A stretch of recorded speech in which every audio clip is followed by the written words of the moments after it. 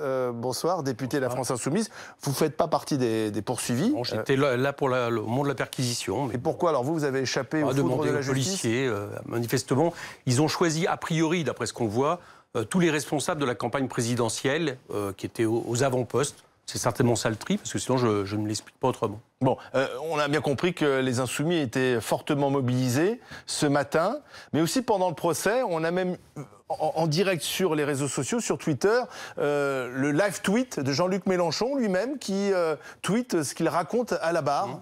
C'est une stratégie assumée. C'est une stratégie de ne pas faire comme si c'était un procès normal.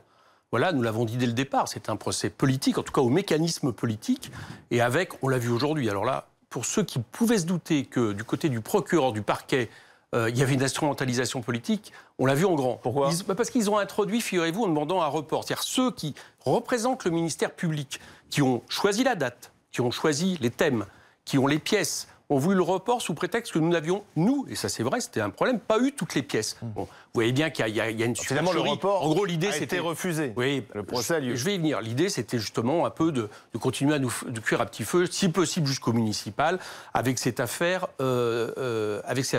Donc, ce qui par contre a été prouvé, c'est que, et moi j'en appelais à ça, je l'espérais, la justice du siège, le tribunal n'a pas suivi, donc ça c'est pour nous une première victoire. Comme d'ailleurs dans la journée, il y a eu plusieurs phénomènes comme ça. Une policière qui revient sur ses déclarations faites devant l'IGPN, qui admet qu'elle n'a pas eu un problème avec une de nos militantes, contrairement à ce qu'elle avait dit. Enfin, on a toute une série de choses qui, j'allais dire, ne me rend pas confiant. Ça serait aujourd'hui, après 24 heures, ça serait beaucoup dire, mais en tout cas, je trouve qu'on est en train de faire éclater la vérité. Donc vous êtes serein ? Côté.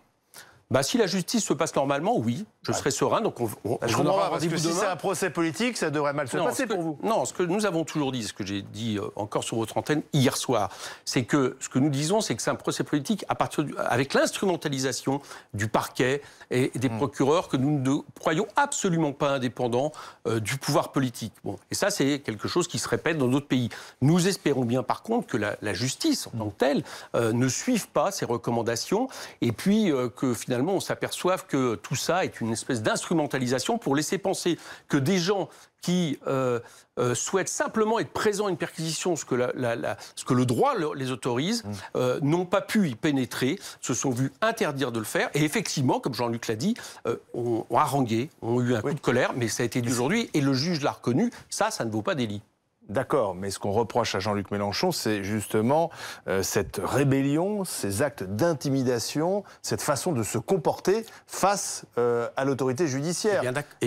Jean-Luc Mélenchon n'est pas au-dessus des lois. Non, mais d'ailleurs, vous avez remarqué, on n'est tellement pas au-dessus des lois que les 4 députés, du moins les 3 députés français qui auraient pu mettre leur immunité parlementaire ne l'ont pas souhaité, se sont présentés devant le tribunal. Donc on ne considère pas être au-dessus des lois. Mais en même temps, on a l'impression que Jean-Luc Mélenchon aurait voulu un traitement de faveur. Non, pas du tout. On attend d'être traités de la même manière que, par exemple, tous ceux qui ont été mêlés aux dénonciations qui ont été faites, aux signalements plutôt, qui ont été faites soit par le président de la commission de financement qui a signalé plusieurs comptes de campagne que nous avons été perquisitionnés, soit cette députée d'extrême droite qui a signalé 19 députés, on a été les seuls perquisitionnés. Il y a des enquêtes sur les autres partis. Et pour finir, ne pas se retrouver dans cette situation où on nous perquisitionne sans nous prévenir, ce qui normalement est affaire de grand banditisme, pendant que M. Benalla, c'est à peine si on ne lui amenait pas des croissants pour s'excuser de perquisitionner chez lui avant l'avoir prévenu. Vous savez très bien que si un citoyen avait agi ainsi face à des policiers, il aurait été menotté et sans doute envoyé en garde à vue. Mais nous n'avons pas, regardez les images, il n'y a aucun moment où il y a eu